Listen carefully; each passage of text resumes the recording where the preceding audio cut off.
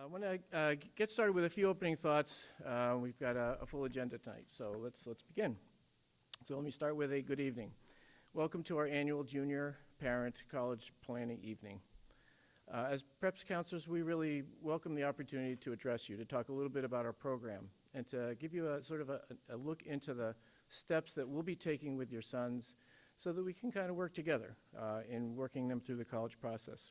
All right, so I want to provide a little bit of context, and actually Corry will be speaking first, and then we're going to walk through a PowerPoint, and each of the counselors will have something to say about our work. I'm going to move the screen just for a second, but again, just realize that those are your sons. College counselors and school counselors remain the same and will.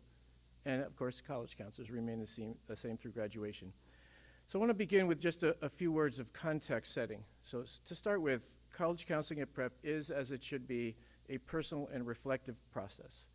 Every year, the juniors bring to us a new set of talents, a new set of aspirations.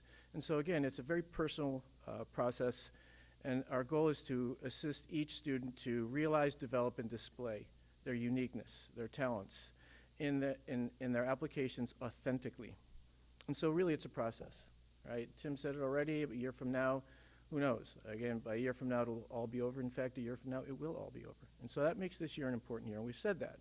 You know, we began meeting with your sons today, our first counseling seminar for the year, and we talked about the year ahead and all the things that really are going to happen in their lives and their responsibilities.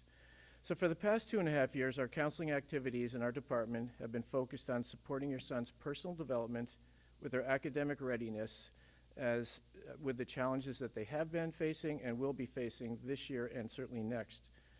The path has led them to the present moment, and again, at this point, we are going to move deeply into the action steps of the college process, making this a time to translate their personal growth and academic success into college possibilities and an eventual college choice.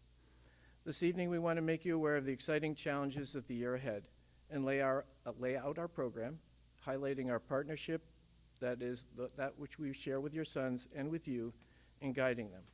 We also want to identify for you tonight the roles that we play in supporting your sons through their graduation, their responsibilities in the process, and we also will address what you can do to support them. As college counselors, our goal is to provide an effective roadmap, one which will offer advice and direction. We're aware of the stresses that can accompany the process. However, we know that the pressure can be minimized by providing your sons and you with good and timely information and consistent support to help them keep control of the process. Our college counseling presentations to them and tonight to you are intended to help your sons become more fully aware of the tasks and the challenges involved toward our goal of helping each member of the Fairfield Prep class of 2026 craft an effective plan for navigating their steps in the college process. In our seminars and our one-on-one conversations, we speak to the importance of taking a balanced approach. Tim talked a little bit about the importance of having fun, enjoying their high school years, especially junior and senior years, academically and personally. And by their continued growth and success this spring and next fall, they will be able to create appropriate college opportunities for themselves. The process moves briskly, and in fact, has already been said, as we sit here tonight, your sons by this time next year will likely or will have filed all of their college applications. And we know right now that most of our seniors have some responses from their colleges, and some are all done already. They've gotten responses from all of their colleges. So things do move quickly. That said, it's essentially that we assist your sons with their organization and help them to recognize and engage in the tasks that are necessary for success in the college process. As it is meant to be, the college process, the process we walk with your sons, along with your sons in, is truly an essential step in their personal growth. It's a time of self-discovery. Now more than ever, communication is key, and we continually encourage your sons and you to schedule time with us. Our Calendly links are in Naviance, they're in Prep Connect, they're all over the place. In fact, your sons are constantly urged to do that. We encourage you to do the same. As the year progresses, consider that the college process involves one meaningful decision or choice after another, and that the challenges that they face must be managed alongside all of the other things that are important for their growth as human beings, as prep students. So again, as juniors and seniors, they'll be able to continue, they need to continue to be involved in those activities which define them, whether music, athletics, whatever it might be, campus ministry. So our understanding, that is all of our understanding, patience, support, and timely guidance are keys to making this a positive growth step. Our essential goal that we must have is to assist your sons in maintaining balance. It's kind of a key word, and we talk about balance a lot with your sons through the stages and steps of the process, so that they can leave space for intellectual and personal growth opportunities that make this a time of self-definition. There'll be references made tonight, how they define themselves and how they communicate that in their college essay, things like that. So for example, it's junior year. Many of your sons may have already gone on a Kairos or will go on a Kairos. They'll lead an urban plunge. Maybe they'll take a leadership position in whatever activity it is that animates them. So your sons are involved in the arts, in music. You know, we have a music program next week, and many of your sons are probably involved in things like that. So having space for that. So, you know, when a student comes in and says, hey, listen, I'd like to go on Kairos, but I don't think I can, our goal really is to help them to manage and balance so that they can go on that Kairos, or whatever it might be. So it's good decisions, timely actions, a workable timetable, an appropriate strategy, and effective communication. All key pieces to the puzzle here. So as we launch into our formal presentation tonight, we want to make ourselves and our roles known to you, so you'll hear from all of us. We want to make you aware of your son's responsibilities in engaging the activities involved in the college process that relate to junior year, the summer following junior year, and the fall of senior year. We'll be talking about all those, some of them in less detail. And we also want to make you aware of the topics and activities that we'll be discussing with them, both in group setting and in individual setting, in our seminars and in our office visits. And then we also want to offer you insights into how you can assist your sons at home. So a quick overview, and then we'll introduce Corry. So we're going to start off with some insights from the admissions office. Thank you again, Corry. Who does what and when? Okay, we'll talk about Fairfield Prep seminars and individual meetings, student responsibilities. There's a lot of checklists in the PowerPoint which will be sent out to you. We're not necessarily going to review them all, but we want you to have those. By the way, this is also being recorded, so if you wish to see it again, you'll be able to do that as well. We're going to go over application review, process strategies, trends in admissions, finding the right fit. That's a key word there, and the campus visit and moving forward. So with that as a starting point for our evening this evening, we're going to introduce Mr. Corry Unis and a few words about Corry before we bring you up here. All right. Vice President for Enrollment Management at Fairfield. Corry is a graduate of Lemoyne College. Should we say the year? Sure, why not? 2003. He's been working in enrollment management for his entire career, received a graduate degree from Syracuse University, and has been working at Fairfield University since the fall of 2018. In addition to his duties at Fairfield, Corry is a regionally elected delegate representing universities, all universities in Connecticut, to the College Board. Corry has been an excellent friend of Prep, a great resource to our office and to our students. He offers a wise and balanced voice for college admissions, and we are grateful for his support. Mr. Corry Unis.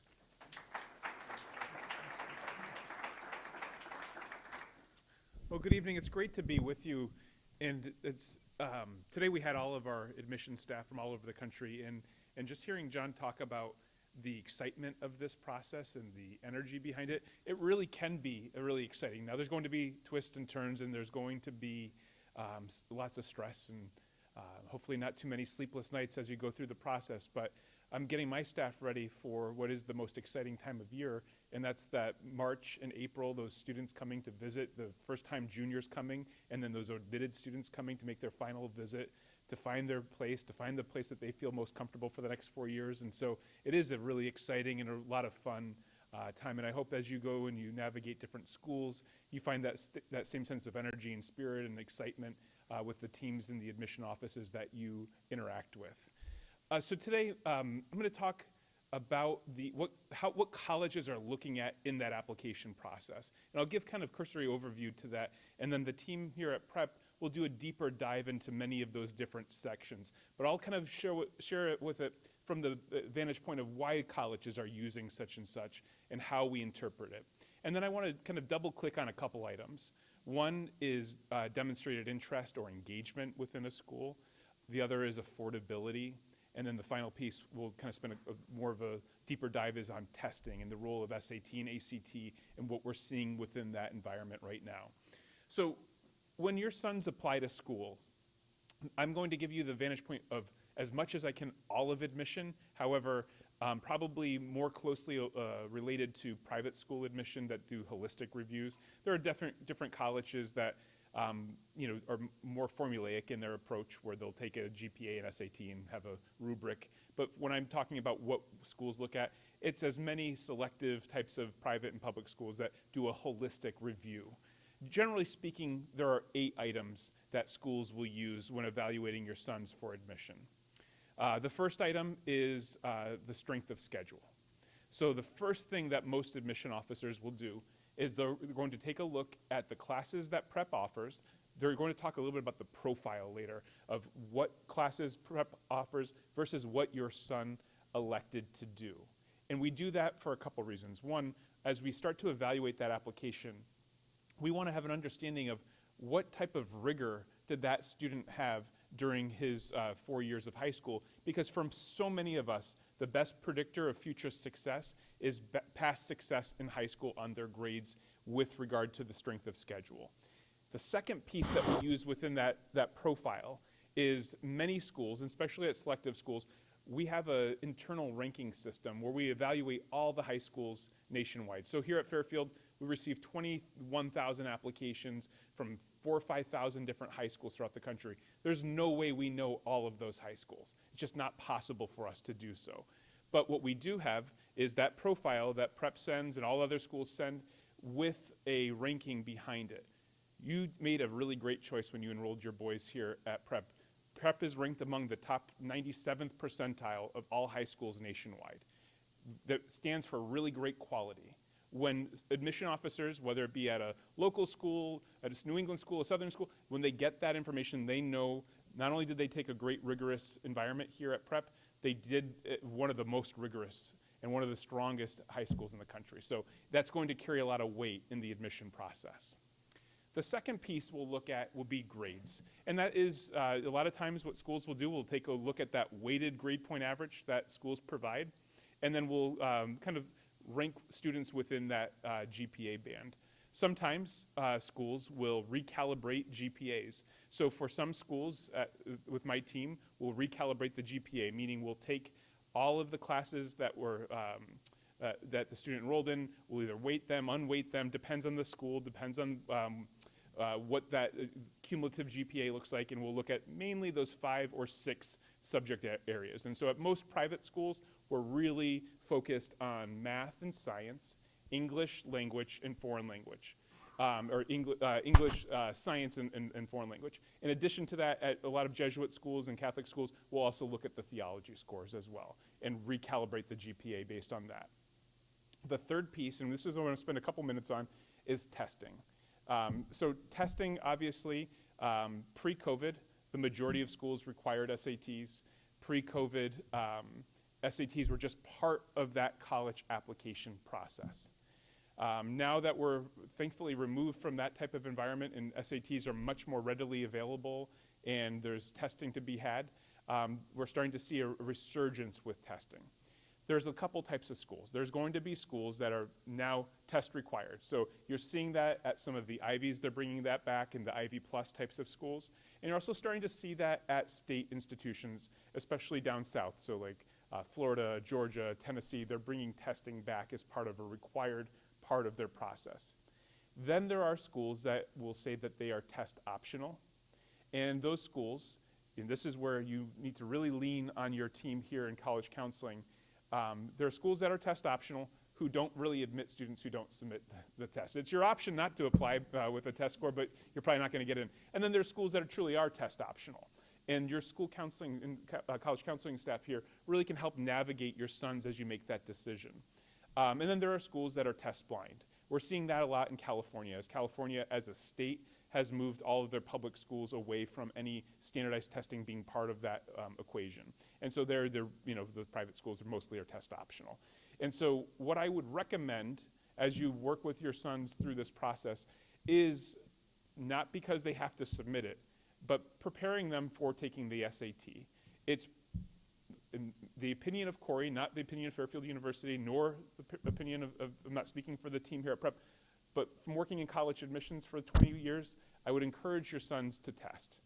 Whether or not you choose to submit those scores is a family and school counseling decision. But having that in your back pocket can be very important. Especially we see with boys. Sometimes having one son of 3 kids, I see that maturity happening at different levels for boys than my 2 daughters. And so sometimes they're late bloomers, and academically they're starting to come into themselves junior year. Testing could be a really great asset for your sons. I do see schools starting to move back towards requiring testing. I don't think it's going to be nearly as fast as we went from requiring tests to test optional to now requiring tests, but I think you're going to start to see a trickle of schools every year announcing test optionals going away, and they're moving more towards a test required. So one other piece of note is there is, within the boring higher ed circles, there is some talk about what's happening to the ACT. Most of you probably don't know and don't care, and you're living a much better life than me that way, that the ACT was purchased by private equity. They've changed the test quite a bit, and so there's worries about if an ACT will be as statistically valid as a predictor of success as an SAT. So as you start to navigate this process, there's probably not, schools haven't started to announce this, but in my higher ed circles, I'm hearing talks about will the ACT be accepted 2-3 years from now as a stand-in for standardized testing. So do with that what you may, and your team here at Prep will help counsel you. I think for going into the year that your sons are applying, ACT will likely still be accepted and valid throughout the equation, but if you have younger kids in the pipeline, it's something to kind of watch. All right, 4th would be rank in class. Prep doesn't rank, but at schools that do rank, that plays a role when schools are evaluating those applications. So those are the 4 kind of academic review or quantitative review pieces. So that strength of schedule, your grades, SAT, ACTs, and then the rank in school. Then there are 4 pieces that are just as important that are character or holistic review. So number 1 is that essay. And the team here today is going to talk a lot about what goes into it, how your boys are being prepped here and counseled through that process. Why do schools use it? 1, we want to see that student has the requisite skills to write. Well, now in an era of ChatGPT, I don't even think about it that way. What I want to know is who is this young man and why they applied for admission to our community. What's made them the person they are today? Why do they want to do business? Why do they want to do engineering? You know, what's had an impact on them? And so the team here will talk a little bit about those strategies in a little bit, but that's why schools are using them. Number 2 would be what we call significant leadership. So what has that young man done through his years here at Prep? Have they been involved in sports? Are they a captain on a team? Have they logged more than the minimal service requirements? Have they been involved in campus ministry here? What's helped them kind of find out who they are and why that's going to help translate into leadership skills on the campus? At Fairfield, I'm going to speak specifically for my school for a second, we want students who are going to be engaged. We want students, we feel from our education that the more likely that student to be involved, the more likely that student's going to have a successful experience on campus. And so I look at that to say, okay, that student put nothing down on the responsibilities and activities. What's that experience going to be like? And so as we craft the class, we look to see who's been involved and what they've been involved in. They don't have to be that student who's pictured on every single page of the yearbook for every club and every sport, but it's if they've done something, a couple things within their community, within their school that's had an impact on who they are. After that would be recommendations. Recommendations still matter, and we read every single one of them. We want to know who these folks are. When we're offering admission, we want to ensure that we're bringing in the right character. And so we purposely shape a class to bring in students who will reflect the nature of our schools and the mission of our schools. And so your school counselor will write a letter of recommendation, and teachers will write a letter of recommendation. The team here will talk more in depth about what that process is like here at Prep. After that, it would be things like what we would call demonstrated interest. And I want to spend a moment or two talking about what that means. We in the admission community, not just at Fairfield, but generally speaking in admission, we want our students to know about our schools. You're making a commitment to being 4 years at a place, living there, being, wearing those colors, wearing that school's name, going to those athletic events, representing that school. We want you to at least do some research and have an understanding of what this is going to entail. As schools become more and more selective, when we're choosing between candidates, you could have two students really both amazing, 4.0 students, great SATs, great involvement. One's visited the campus and interviewed, the other one just applied on the deadline day of the Common App and kind of like a stealth application, we never heard from them. Where's that spot going to go? At most places, it's going to go to that kid who was at the information session or toward the campus. We want your sons to engage with us in college admission, not just Fairfield, lots of schools. There are some schools that don't use demonstrated interest or engagement, but the majority of places really will track that information. And it can be really kind of creepy, right? Schools can track email open rates. Schools can track what websites you've been on. The same way that Amazon finds out if you left something in your shopping cart, so the schools. How we go about talking about it is a different story. For us, I look at it as, did that student have something meaningful with us? Did they interview with their admissions counselor when they were in that area? Did they go to the campus? Did they do one of the virtual information sessions? Did they get to know their admissions counselor in some respect? You don't have to be the family that opens every single email. You don't, at least at most schools, you don't have to go onto every website. It's, did you do something, almost a binary. And they're going to talk a little bit later on today about what that college visit is like and tips for successfully navigating that. But was it something where your son found an experience within that campus that was meaningful to them? And that they have a likelihood that they felt an affinity towards that school. So when I think about that 8th piece of the puzzle, the demonstrated interest, that's the one you all are in the most control over. Right? Demonstrated interest won't likely get your son admitted specifically, but it can really help in competitive places. And it can also help as you navigate the decision round, and the team will talk about that in a little bit today. The last thing I want to talk about would be affordability. As you are approaching this process with your sons, knowing that next to your mortgage, the college process is probably the largest investment that you're going to make. It's extremely challenging to see the rates of tuition continue to grow and grow and grow each year. As you approach affordability, a couple pieces to keep in mind. Number one, the FAFSA we think has been fixed. So if you had older sons and daughters that went through the process, it's been a kind of rocky 18 months. Sounds like that is fixed. The FAFSA is the free federal application for student aid. The other form is the CSS profile, which a lot of private and selective schools will also use when assessing need-based aid or sometimes merit aid.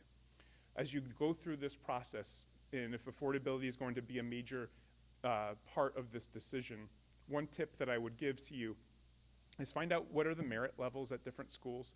That should all be pretty available on their website.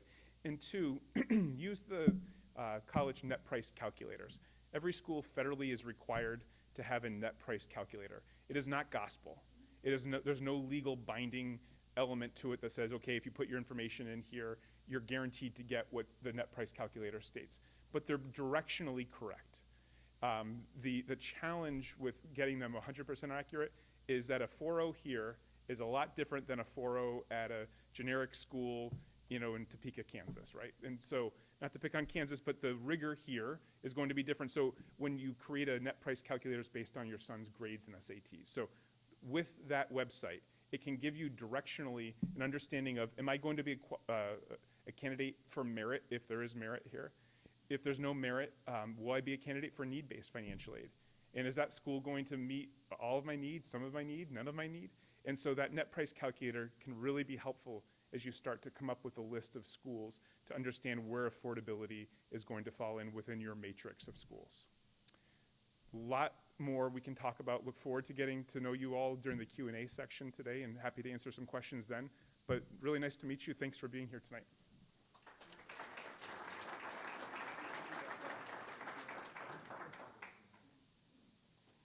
So as you can see from the slide, Corey's going to be around for Q&A. So, it could be Q&A that would be directed toward the counselors here, certainly the counseling staff, or toward Corey. He's given us a very good high level, and we're going to get a little bit more prep specific in the PowerPoint from this point on. So I want to just cover a couple of slides. I'll turn it over to Rick, and then Pete, and then Laura, and then we'll go into a Q&A session. So, you know, to begin with, where have we been? So semester one, well, semester isn't over. It ends next Friday, a week from tomorrow. But at the same time, in the first semester, these are some of the things we've talked about. I'm going to whisk through this rather quickly. We certainly say more often than not how important trends are. And so, for example, we'll be talking a little bit about senior course selection. There are trends involved in that. What are your grades at semester? There are trends involved in that. What's your GPA at the end of junior year, and how does that compare with sophomore year and freshman year? What's the trend? And I think trends are important. They indicate growth, so that's important as well.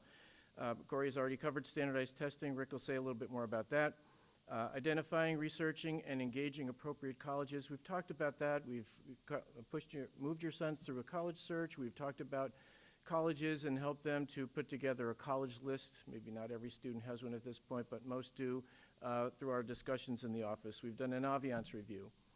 Just like, you know, the net price calculator is not gospel, neither is Naviance gospel, but it does give, I think that's a good way to say it, directional or ballparking support, and I think that's a good thing to take a look at, noting that the data in Naviance is prep specific. So in other words, it's not about students at other schools, it's Fairfield prep students who have applied to the schools that your son might be looking at. It gives you kind of a sense there.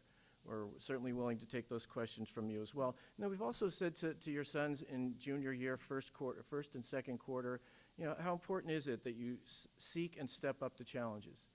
You know, I think this is that moment. We've talked about how important the junior year is in terms of defining who you are as a student, but who you are as a campus member, you know, a community member. So, for example, today I walked by the room and they were preparing for the upcoming urban plunge, and so those are activities that are led by students. So the plunge is led by juniors. The Kairos is led by seniors. There are all kinds of things that students can get involved in. Corry mentioned the idea of going over and above the required service. So in other words, seek and step up the challenges. That's important as well. Where we're going, all right. Some of these things will be dealt with in greater detail, but we're going to work with students on establishing their common application accounts, teacher recs, senior course selection, standardized testing plan, campus visits. All these things will be covered in slides in the presentation. I'm going to let those people who are have prepared those slides to deliver those this evening in just a few minutes. Student brag sheets, parent brag sheets, and of course, we'll talk a little bit about an application boot camp. All right. Just in terms of individual meetings, yeah, we do meet with your sons in group setting once per academic cycle. So today and tomorrow. Days I and J are our meeting days, and the next time it'll be G and H days. So again, you know, those are great opportunities for us to lay out sort of a broad strokes approach toward the college process, and then use that to invite your sons to follow up. That is to step into the office and follow up, and they can use Calendly, so can you. Developing a personalized college list, personal profile, senior year course of studies, all these things are part of what will happen in those individual meetings. Again, a summer to-do list, et cetera. So I'm not going to go any further with this because these things are covered on slides this evening. And so I'm going to turn it over now to Rick, and he's going to talk a little bit about application review, some of which has been said, but we'll sort of put a prep look on this. All right, thanks, Rick. Hi, again, Rick Hutchinson. Some of what I'll say will mirror a little bit what Corry has mentioned, so I won't spend too much time on that. But what I'm really talking about is when colleges are reviewing students' applications, sort of our viewpoint, sort of what they're often seeing and what they're looking for, really in many ways boils down to four, in a fifth category as well. One would be looking at their academic record, two, looking at their testing, if that ends up being a part of their application, their personal profile, and also their application strategy, which is sort of the timing and the program in which you choose to apply to the college is becoming an important part of the decision. And then obviously the engagement you have with the college as well, and sort of what kind of interest you're showing in them. So academically, Corry covered this. It'll be about the students, their academic record is going to be a composite of the courses they've taken, the rigor of those courses, the grades they receive. A grade point average comes into play to a degree because that's sort of a composite of their overall academic record. And then also any type of grade trends they have, meaning upward, downward trends, or just strength in certain areas. That becomes the overall, that's how they're evaluating their overall academic record. And I do want to make one note about rigor. While rigor certainly is important, but it's rigor that's appropriate for the student. An overly rigorous schedule that sort of results in performance dropping is really counterproductive, and I don't think really represents the student well. So finding that balance is always important. And that's really important as students are looking to senior year and their course requests that they're going to do for senior year. We are going to begin that, and we actually touched on that today in the seminar classes, but we're going to get into that in about 2 or 3 weeks when that process will start, that they make good selections for senior year. Standardized testing, as Corry said, many colleges are test optional. Many are moving back towards requiring it. It tends to be mostly highly selective schools. What we have found, though, and Corry mentioned this, is that while colleges are test optional, please don't be misled that they don't care about test scores, because they do. We are lucky that there are many colleges that, when they say they're test optional, truly are, and I think they give a very fair evaluation of the students with it. But a strong test score can have its benefits. It really is. It's an extra data point that can really enhance an application. So I strongly encourage the students to put their best effort into it. And then when they sit with us in the fall, with their counselor in September and October, we can help them look at the colleges they're considering and find out whether testing should be a part of their application or not. But we won't know what that is unless they put their best effort in now. I know it's easy for me to say, and it's a tough road for them, but I think it really is worthwhile. And there's certainly a handful of seniors where testing really played out well for them and has been an advantage for them this year. Our recommendation is students take 1 to 2 times this spring of junior year, potentially another time in the fall. Application deadlines are getting earlier and earlier. You really shouldn't plan on anything really, hopefully, past early October. The ACT is offered in late October, and to be perfectly honest with you, that's starting to get very late. And for some cases, some students took an October ACT this year, and it ended up not really being of much value to them because they couldn't get the score back in time by the time they had to submit an application to a college. So really, I think focus in on this spring. There are a few summer options, September and early October for testing options. Your counselor can be a great aid to your students in trying to figure out what the best testing policy is. The enhancements to the ACT, I won't get great in that. Basically what they've done is they've shortened the test. They've made the science section optional, and there's shorter reading passages in English, and the English reading sections are shorter. There's 4 answer options other than 5 in math. And right now, it's going to be a digital option starting in April as well. I think the best thing, rather than going through a long term with this, if your son is leaning towards ACT or you're thinking he wants, contact us. We can help you make a good decision on what might be the best course of action if they're not sure whether the ACT is for them. Okay, now we're looking at, so we looked at those 4 components I was talking about: academic record, testing, and then you get sort of the personal profile. What do they look beyond transcripts and testing? We've got the recommendations, as Corry had mentioned, so the writing that students do, that they do common application essay, and then the colleges have a lot of additional writing, an opportunity to show themselves. And when I say writing, it can mean anywhere from a 50-word response to a full-on 500-word essay, and it can vary school by school. But a writing is an opportunity to show themselves, and then also their activities and what they do. I got these 4 I's actually this came from Johns Hopkins University, and they talked about activities and being the interest the students had, the initiative they had, the investment, and the impact. That's what's most meaningful. That's how they look at the activity and what it means to them. So there's not that one interest that matters. It's what is interesting to them and how they really pursue it, and how they advance, and how they grow, and how they make an impact in the broader sense. Other tip factors that can happen, sort of what else on that personal thing? Certainly engagement with the college. We are seeing that all the time. How much the student is engaging, and I really can't stress this enough, that it's important that you have engagement with the college. The campus visits, number 1, that's going to be talked about later. There's other ways, but engaging in the college, having contact with them. If you have the opportunity to be an athletic recruit, obviously that can tip. If you have special talents, musical or otherwise, that can highlight as well.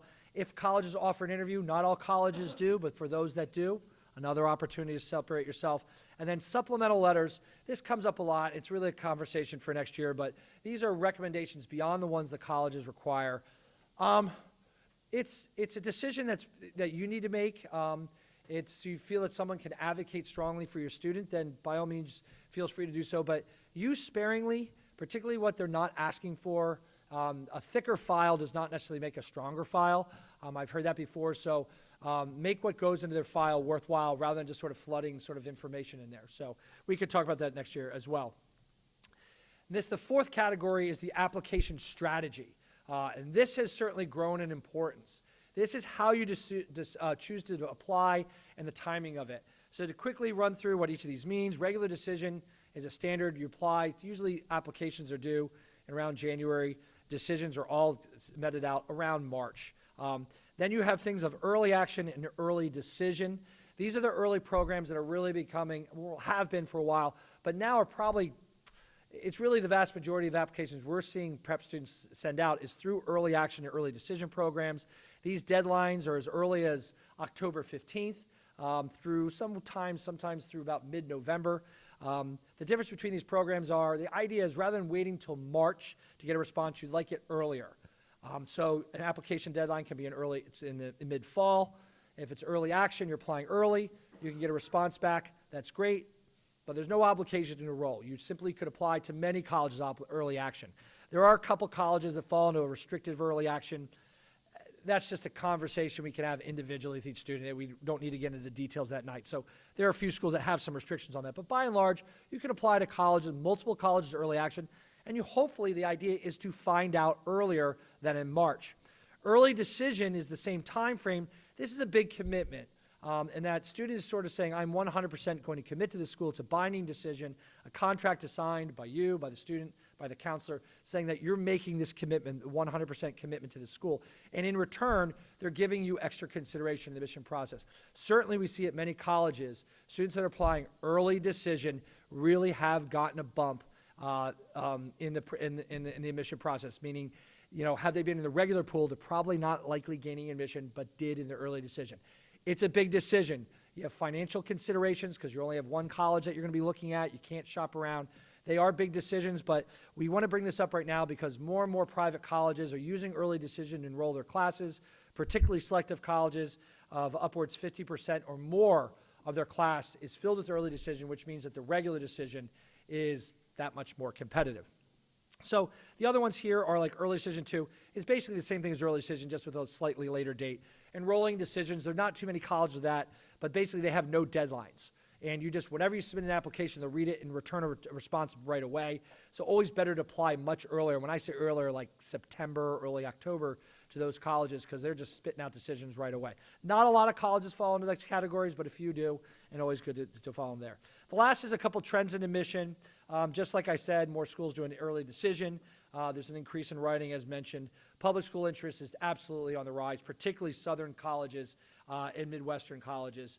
Then obviously social media is important and sort of the presence students have, the colleges are monitoring. And I'm going to hand this off to, I believe, Peter. Yep.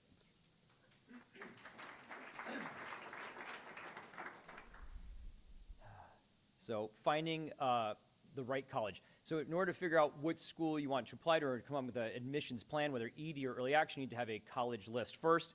And that first step starts with the counselor. We showed the guys in our class setting, in the seminar classes, how to go about and conduct a true search, but honestly the best way is to make an appointment with your counselor, come in and see us. It's been very quiet recently. Have the boys come in and see us. We'll send out our Calendly links tomorrow. We'll send out more emails to the students. We'll CC you guys as well. And I think the best, and the lights just went off because no one's been moving around. Sorry. And the best way to do that is honestly come and see us, and we'll make a great list for you guys and think of all the things that are important to your son, whether they want to be in an urban environment, something suburban, Catholic, private, public, close to home, far from home, large school, small school, whatever it might be. The goal is to create a list that's specific to your son and what's important to you and your family, okay? And as I just mentioned, the size, the number of undergraduates. We talked a lot about this, say, in class, the difference between a liberal arts school and a pre-professional program, the difference between a college versus a university. What is the surrounding like? I always use the example with parents. Finding a college is like finding a house, right? You can go onto Realtor.com, go online, they use the fisheye lens to make that bathroom look, the powder room look huge, but in reality, when you go there, it's like a Cracker Jack box, it's awful, this is not fitting for my family. Same thing with colleges, you all of a sudden go to the college and realize there's a lot of neighbors all about outdoor storage. That's not what you want, and you know what I'm saying? You have to go and find your college in the neighborhood that you're looking for, okay? And what's important to you, okay? Areas of study. Oftentimes, if a student wants architecture, engineering, sometimes you can start your college search that way by finding out what's the major, because not a lot of schools in the country offer a specific type of astrophysics or architecture or whatever it might be. But those are the conversations we have in our office. The campus life, the sports. Do you want to be the person who's on the field, or do you want to be the person in the stands cheering on everyone? What kind of academic supports are you looking for your sons? The cost, financial aid. All of those things are important. As counselors, we know which schools offer more merit scholarships, what schools don't offer really merit at all, which schools are just need-based. Is housing guaranteed for 4 years? I know Ms. Silence and I were visiting colleges 2 years ago, and we were shocked to find that school to be named nameless, only had, what was it, like 90% of the school students, or 95%, live off campus after freshman year. So it's like, whoa, we don't live in this state, and it's like, okay, I better make some friends my freshman year. What's the diversity, the ethnic background of the student body, the admissions criteria, the graduation, retention rates, all that stuff. Whatever's important to you will be what will be important for me. Because it's not, I don't try to impose my will or our will on what you guys want. It's what's important to you when we try to match that for you guys, okay? The outcomes, employments, the Greek system, ROI, return on investment. Whatever's important to you is important to me in that situation. So, depending on the family, depending on the student, everyone has their own different approach. Some kids I can just tell will get overwhelmed, so I might just give them 1 or 2 schools to go look at and say, hey, okay, go look at those 2 schools, and after you visit, come back and see me, and we'll expand the list. Or sometimes we start with 10, and then we start whittling it down, or start with 15, or whatever it might be. So every student is different who comes into my office and how I approach things, and I'm assuming the counselors will do that as well. In the end, like, how many schools should a student apply to? I think our average is right around 7.58, 8 schools. I feel like if I asked Ms. Silence or Mr. Hutchinson, your students have just, gone through this process. If I had to imagine you guys, your students probably, your children probably visited more schools than you actually applied to. And I think that's kind of the key, is that you visit more and then you apply to fewer schools. Because that's showing that engagement that Corry was talking about, that demonstrated interest. Just throwing an application out there is okay, but make sure you do other virtual things, virtual tours and stuff like that, and I can walk you through that. We'll create that list, throw it in Naviance, put it in the colleges I'm thinking about list, organize all that stuff for you guys, and use the Naviance scattergrams to kind of see where, like a visualization if you're a visual learner, see where your son falls on a graph. And that final, as I just said, the final application list will have anywhere from 8 plus or minus a few schools. As we said, the prep average is 8. Prioritize that list, as Mr. Hutchinson was talking about. Are we going to go early decision? We go early action. What's the game plan? We need merit money, so therefore we're going to be able to price shop and compare packages from this school to that school. Every family has their own needs, so we kind of meet you guys where you're at. In the goal of having a quote-unquote safety school, the parents might have heard that phrase, or a likely school. You want to have schools you actually want to go to on that list, as opposed to schools you have no desire to go to. Then it was just a donation to the school of $75 for the application fee to a school you don't want to go to. So contact, engagement, all that stuff is important. I think am I talking about the campus visit as well? Laura's, I thought I was talking about the campus visit today. Threw me for a loop here. My apologies. Okay.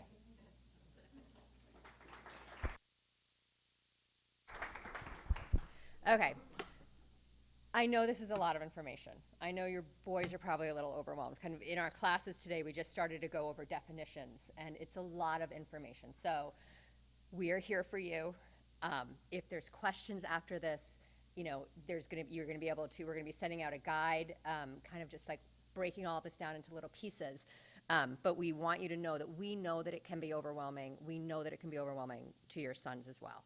I'm going to talk a little bit about those boots on the ground, right? What happens when you go to a campus? Why do you go to a campus? Yes, it's absolutely to show engagement to the campus, but most importantly, it's where is your son most comfortable? Where can they see themselves, right? Where do they find their home? And I'm going to let you in on a secret. You're not always going to know when they're standing on that campus. When you take your kid to a campus, and I'm going to tell you that from personal experience, you might be walking around And you might think he has absolutely no interest in this school. He hasn't asked a question. He hasn't looked anybody in the eye. You're going to get in that car and you're going to say, what'd you think? And he's going to say, oh yeah, I could definitely see myself there. Like it just happens, right? They're all going through their own process. They're all seeing and experiencing things. If we're overwhelmed as parents, right, you have to imagine what is it like for them. They feel like they're making this decision that we've been talking about for so long that we have to give them some space. So the best place to begin, we're so lucky that we have virtual visits. We can go on, kids can go on and start to look at the campus. As Mr. Francini said, the virtual visits make everything look really good. If you go to a campus and that virtual visit isn't good, you got to be aware of that. But that's a great place to begin. Is it the kind of town? Do they like the urban feel of it? What do they think that they might want? Especially if a school is really far away, and before you make that investment to travel, have them take a look virtually. When you're doing that, as always, you sign in. If there's a place in a virtual visit to say, you use your email that you're going to use on your Common App, they sign in as them, not you, and they say, they sign in and put their email in to a visit or to a webinar or some information sessions that they could do virtually. In-person tours. So in order to do an in-person tour, which is really important, you have to go onto the website. I'm going to encourage they're registered in your son's name as well, right? Not your name, you register as your son. The way that you do that, I'm just going to go through like some of the nuts and bolts, is you go to their websites. Everyone is going to have an admission session. Under that website page, they're going to have campus visit. When you go to that, they're going to say there's a virtual option. Then they're going to go a little bit further, and they're going to probably pop up a calendar and say, when would you like to visit? And then they will give you some options. Most schools will have an information session and a campus tour. I suggest you do both, right? I mean, sometimes time doesn't allow that, but go have the information session, and then usually you walk around with a student and find out, and that's your opportunity for your son to ask those questions to maybe a student and see kind of a little bit what the student body is like. Sometimes they'll definitely be open houses that you can go to, especially this spring, where you can go and kind of have open houses to experience a campus. Sometimes they'll also have specialized tours at some schools where you can stop by the School of Engineering, or you can stop by the school of a theater school or a music school. So those are other opportunities that you can all see when you're signing up for the visits. When you're going to a tour, you may want to investigate, is it possible for my son to interview while he's on campus? We're seeing some trends. Some schools actually do interviews. A lot of schools will do an alumni interview, not on campus. But an interview is absolutely possible, and when you're visiting a school, it might be worth doing that. Just make sure that your son is prepared at that point, right? You don't want to, be kind of just going on a visit and throwing him into an interview without really knowing if that's a school that they want to go to. You don't want to have him be kind of caught off guard. Sometimes, if your son is an athlete, there might be an athletic visit where they might be invited to go spend time with the team. So that's important to do. And there's also opportunities to shadow a student on campus.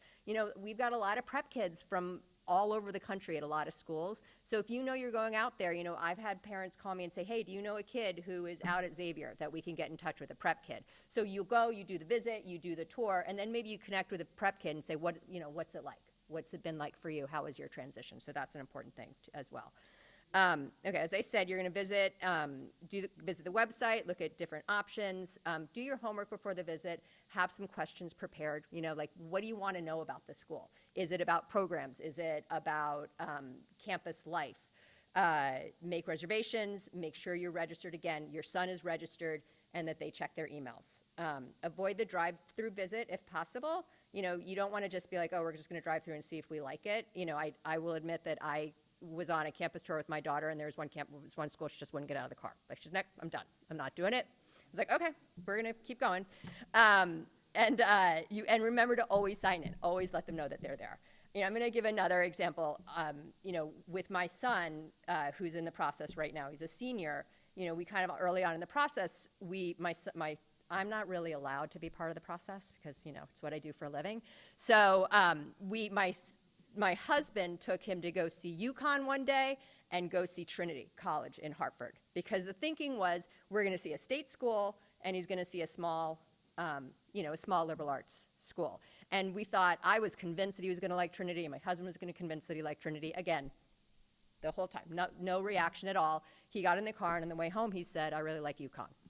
So that kind of helped us as we move forward in the process, right? We started to look at some larger schools, you know, and then we were like, well, why do you like it? And he liked the idea of the fraternities. Like there were things that he liked that he felt comfortable with on that campus that helped us help guide us forward. Oftentimes the things, when you visit, and I think Pete had touched on this as well, there's sometimes what you don't like is gonna tell you more about where to look, right? So you are not going to be applying to every, you know, your son's not gonna be applying to every school that you visit. There will be, you know, I've told this story before. My daughter, I took her on a whole small liberal arts Central New York tour, and she was like, oh, I like this one. That was also the tour that she wouldn't get out of the car for one of them. I like this one, but I'm not going to school up here, right? And she ended up at a city campus. You know, she's at Fordham, and so she needed to find her right fit. And that right there at that moment, that told me, I'm not going to even bother looking at any of the schools in Pennsylvania, right? I'm not going to go to the Bucknells and the Lafayettes because that's not where she is. So that helped us kind of put us in position. And we did that tour exactly at this time, right? The spring of her junior year. So it gave us a little bit of that context. It helps to find, you know, I just said this, so finding that fit. Where is your son comfortable? And I'm also going to give you some fair warning that it might change a lot, right? It changes. And, you know, from now and you start to do these visits until you get to that place where you're setting those applications in the fall, everything may change. You know, he may start out, you know, I've had students, I think we've all had students who say, I'm going big. I'm going to this, you know, to this really big school, the state school, you know, I want to go to a Big Ten school. And then they end up realizing, you know, in the fall that isn't where they're most comfortable, right? They think that's where they're going to be most comfortable, but it's not. And doing these campus visits really helps to inform them. And again, sometimes it needs to go into their head, it needs to live there for a while, and then they're going to kind of, you know, cipher that out a little bit, and you're going to have a little bit of a better fit and a decision-making process there. Some of the other things that you can do is that you can do follow-up visits. Once you go once to a school, they are going to let you know that they want you to come back to that school. There'll be opportunities for those open houses. That's when you know, I think that after you've been on campus is a really good time to interview, because then you can ask those questions. Reach out, is there an alumnus that I can talk to, right? It's all about that engagement.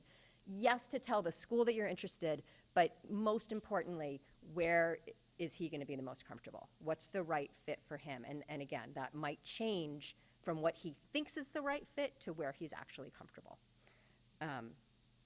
Okay, I totally embarrassed my son at this one. So when you're on tour, try really hard to not be the parent who takes over, right? I would really suggest not, like, as a parent, try not to even ask questions. Like, but don't also be whispering to your son to say, ask this question. Like, let them experience it. Of course, you can ask questions if you know, I'm not saying don't ask questions, but you kind of want the kids on the tour to be leading where those questions are going. But you're looking for, you know, what's going on campus? Is there stuff going on? So the thing that I did that was really embarrassing, we were on a tour, again, I'm not going to say what the school was. We were there really early in the morning, so it was really quiet. It was a Sunday morning. And we were going through this whole tour, and not once did the student giving the tour say anything about, like, anything fun that they did. Like, there's nothing about a party. There was nothing about things that they do maybe during, you know, finals week. And I couldn't help myself. I tried really hard for a long time. And then I eventually just said, what do you guys do for fun? Like, what is there, like, a spring party weekend? My son nearly had a heart attack when I said that. But I think that's really important, right? Like, what is the campus life like? Because they're going to live there. They want to be able to see themselves in that place. What are their clubs? If your student is really into rock climbing, do they have a rock climbing club? Is there a space in the athletic center, right? It's absolutely the academics, but what is that campus life like? Are there opportunities to get involved? Are most of the kids involved? Do kids stay on campus on the weekends? Do they leave? You know, is it kind of more of a, you know, do people leave for the weekends? You know, what do they do on the weekends? Where are the social lives? And then, of course, size. You know, what are the you know, who's teaching your classes, right? How big are your classes? What are the opportunities? Can you double major? You know, those are all questions that will kind of come out organically as your sons find more interest. But those are the things to start to look for when you're on a campus. Can they see themselves there? And what's going on? Is it a lively place? Is it an active place? Is it an engaged place? And what is the climate like? Does it feel like it's totally stressful? Does it feel like it's not serious enough or it's too serious? What is that kind of general climate like? Okay, I'm going to pass this now on to Mr. Hanrahan. We got this. They're going to do great. So I'm going to pass it on. We're getting close here, folks. So one of the things that I want to say before I talk a little bit about our boot camp, we actually have had a boot camp for a year now, and we're sort of putting a lot more detail into it and a lot more requirement. But I want to say before we do that is, in my opening remarks, I talked about how our process is personal and reflective.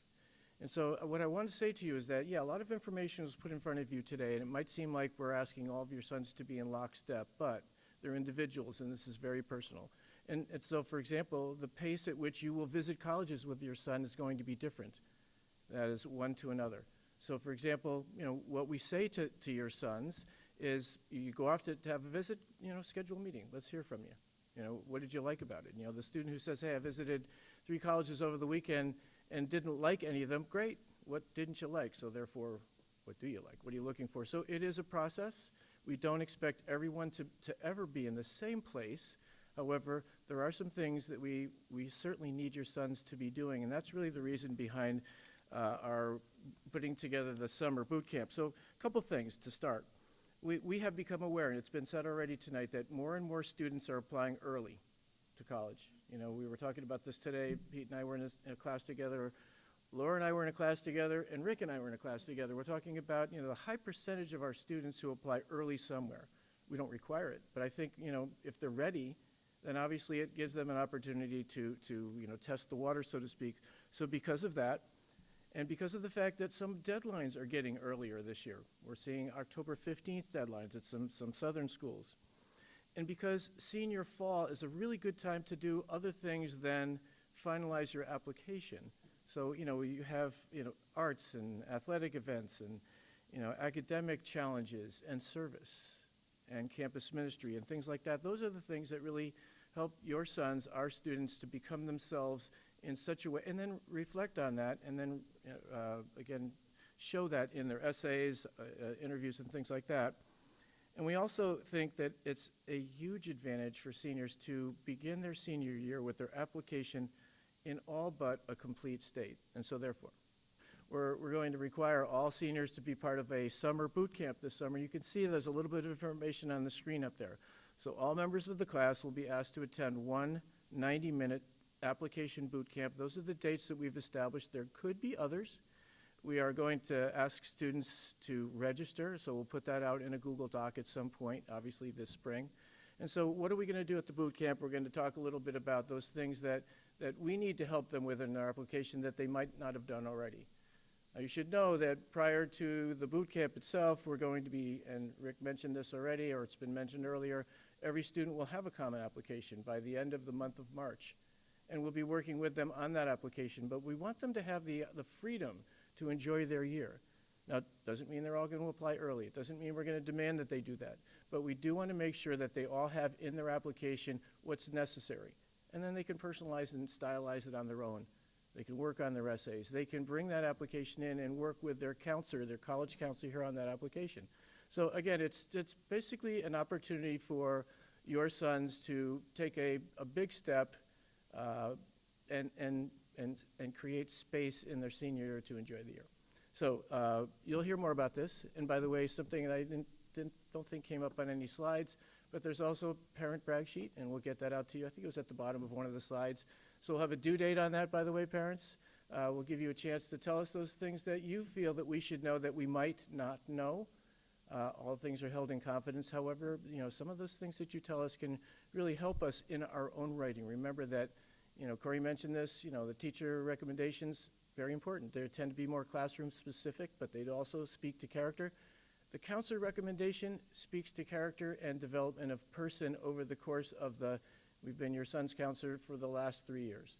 So those are the things that we would like to reflect on. So once again, we're personal and reflective. We want our students to be personal and reflective. We want you to know that our process is personal and reflective. I'd like to think that we're holistic. We talk about holistic reading, a holistic approach, because our concern is, or at least our goal is, that your sons find the right, and Pete used the word, it's about fit, right? The right fit, where they're going to become their best selves. And that's something, by the way, you've heard from Kevin Altieri when your sons were choosing Fairfield Prep, to become their best selves.